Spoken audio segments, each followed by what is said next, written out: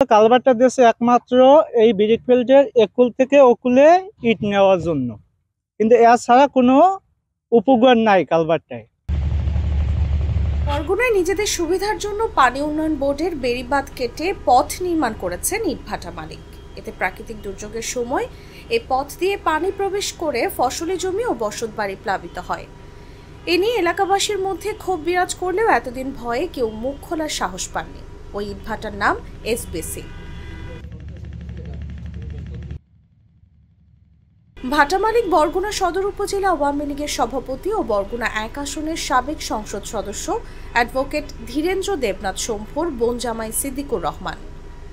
স্থানীয় সূত্র জানায়, ১ দশক আগে বরগুনা সদর উপজেলার কুমড়াখালী গ্রামে বন্যা নিয়ন্ত্রণ বাঁধ ঘেঁষে একটি ইট ভাটা স্থাপন করেন গোলাম মোস্তফা নামের এক ব্যক্তি। নদ থেকে বালু, মাটি এবং নৌযানে করে আনা অন্য মালামাল সহজে আনা ও নেওয়ার জন্য তখন বাঁধটি কেটে একটি কালভার্ট তৈরি করেন তিনি। বাঁধ কেটে কালভার্ট তৈরি করায় জোয়ারে পানি লোকালয়ে ঢুকে পড়ে। এতে জমির ফসল ও বাড়িঘর ক্ষতিগ্রস্ত হয়। ২ বছর আগে সে ইট ভাটাটি কিনে নেন বরগুনা সদর উপজেলা আওয়ামী লীগের সভাপতি সিদ্দিকুর রহমান। তিনি কেনার পরও একইভাবে কাজ করে যাচ্ছেন। সরেজমিনে দেখা যায় ইটভাটার জন্য তৈরি কালভার্টের নিচে দিয়ে ভ্যানে করে বাঁধের এক পাশ থেকে অন্য পাশে কাঁচা ইট নেওয়া হচ্ছে। এছাড়া ইটভাটার পরিধি বাড়ানোর জন্য খাগদন নদের চরে ২০০ ফুট ইট ও খোয়া ফেলে ভরাট করা হয়েছে। ফুলতলা এলাকার বাসিন্দা বেল্লাল জাগো নিউজকে বলেন, কালভার্টটা তৈরি করা হয়েছে শুধুমাত্র ইটভাটার মালামাল পরিবহনের সুবিধার্থে। কালভারটা দিয়েছে একমাত্র এই ব্রিকফিল্ডের একুল থেকে ওকুলে ইট নেওয়ার জন্য, কিন্তু এছাড়া কোনো উপকার নাই কালভারটায়। আর দ্বিতীয় কথা হলো, খালি এই ধরেন বন্যা আসলে প্রথম থেকেই কালভার থেকেই পানিটা ঢোকে আমাদের গ্রামে, ঠিক আছে। এইবার দ্বিতীয় খালে সুলিশ আছে, সুলিশ আটকান যায়, জাপ আছে, কিন্তু এটার কোনো জাপ টাপ নাই।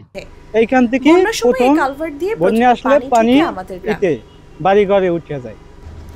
এ বিষয়ে এসবিসি ইটভাটার ম্যানেজার মোহাম্মদ রিপন জাগো নিউজকে বলেন, ইটভাটাটি আমরা ২ বছর আগে কিনেছি।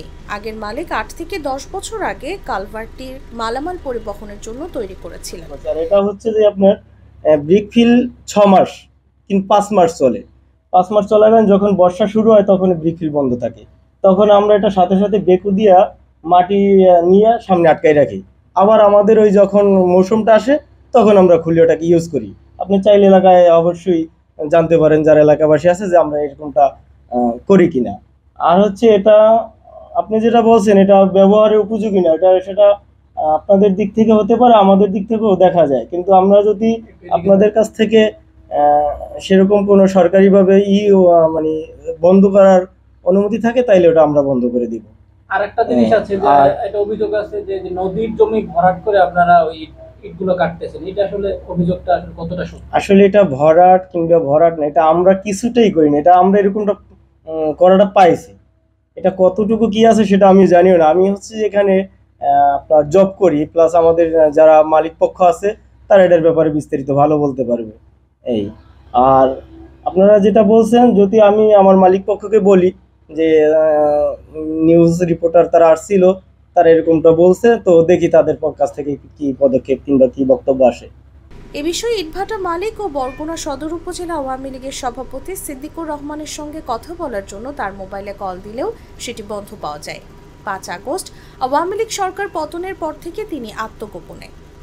এ বিষয়ে বরগুনা পানি উন্নয়ন বোর্ডের নির্বাহী প্রকৌশলী মোহাম্মদ রাকিব জাগো নিউজকে বলেন, ইতিমধ্যে মালিক পক্ষকে নোটিশ দিয়েছি যাতে কালভার্টটি ভেঙে বাঁধটি আগের অবস্থায় নিয়ে আসে। আমরা অলরেডি ওইটা যারা করেছে তাদেরকে ওই কালভার্টটা ভেঙে ফেলে বাঁধকে পূর্বের অবস্থায় নিয়ে আসার জন্য নোটিশ দিয়েছি। যদি তারা আমাদের নোটিশের সময়ের মধ্যে ওই কালভার্টটা ভেঙে নতুন করে বাঁধকে সে আগের অবস্থায় পূর্বের অবস্থায় ফিরিয়ে নিয়ে আসে তাহলে তো ভালো। আর যদি তারা নোটিশের কোনো ব্যবস্থা গ্রহণ না করে তাহলে আমরা নিজেরাই ওটা ভেঙে ফেলবো, ভেঙে ফেলে বাঁধকে পূর্বের অবস্থায় ফিরিয়ে নিয়ে আসবো।